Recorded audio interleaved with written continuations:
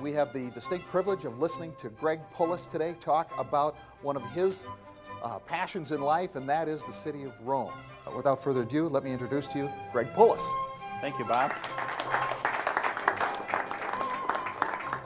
My first passion is history. I can't get enough of history. And so the first thing about these churches that bowled me over is the history in them. They go back, each one of them's got a history that goes back 1,800 years almost.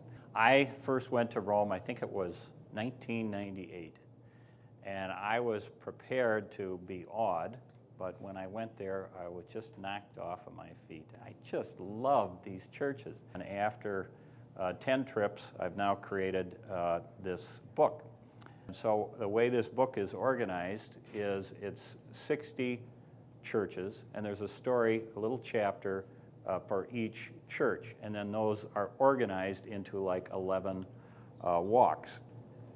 I have back here a map of Rome that we created for our guidebook. So instead of 10 pounds, it's about 2 pounds. And this is my map of the city of Rome, which has in it these 60 churches, and you can see those numberings there. But Rome consists of 7 hills. And so one of the ways to keep track of where you are with these churches is what hill is it on? So get these 7 hills down, you'll be able to find your church. You had St. Andrew's Missals, I think what I had, and each day there's a saint. And so I kind of fell in love with reading about these saints. I do have, when I go to bed at night, this, you know who this is? This is St. Gregory, St. Gregory the Great. So he sits there. And then my next favorite saint, Santa Cecilia.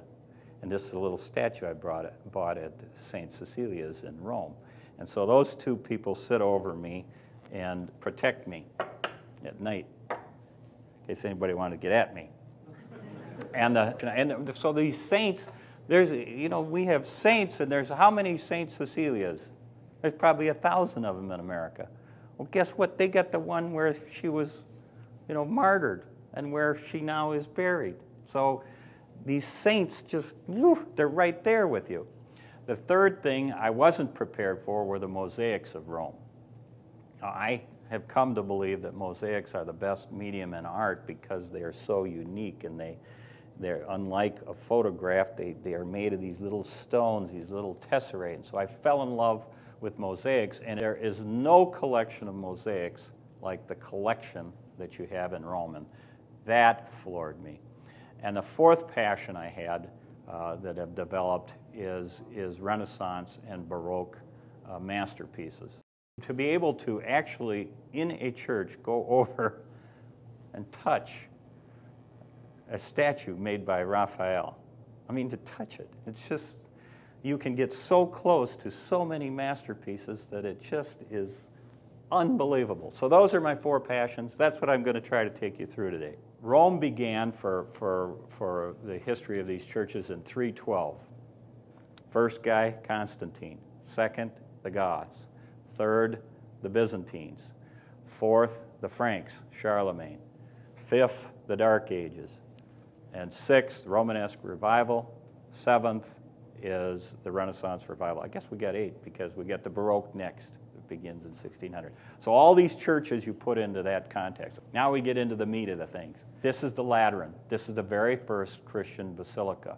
This is St. Helen's Church. Who's St. Helen? St. Helen's the mother of Constantine. She is the first Christian archaeologist.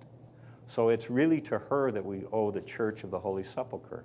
How did she find the true cross? They excavated Golgotha and found 3 crosses.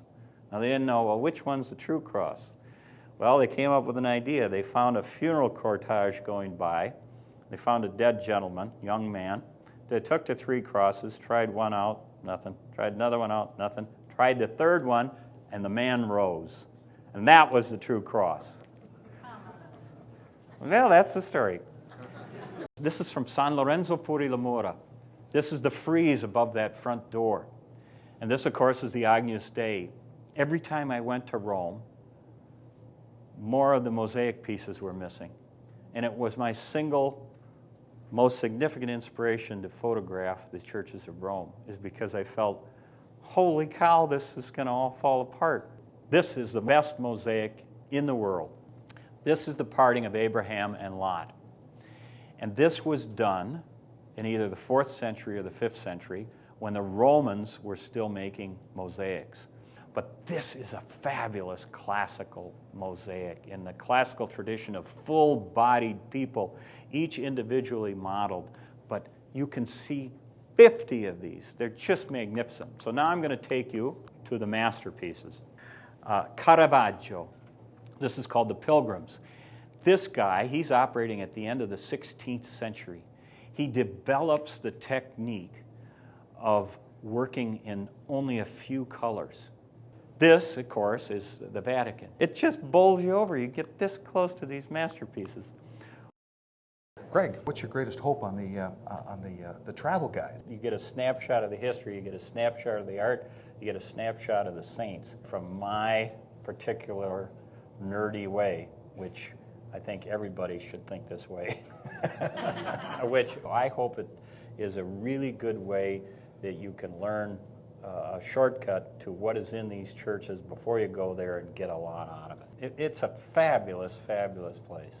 Well, let me just finish with saying that if anybody would like to have Greg come and speak to their group or lead their group over to Rome, by all means, give us a holler. We'll make it happen. Thanks very much for coming, and thanks for your attention. Thank you.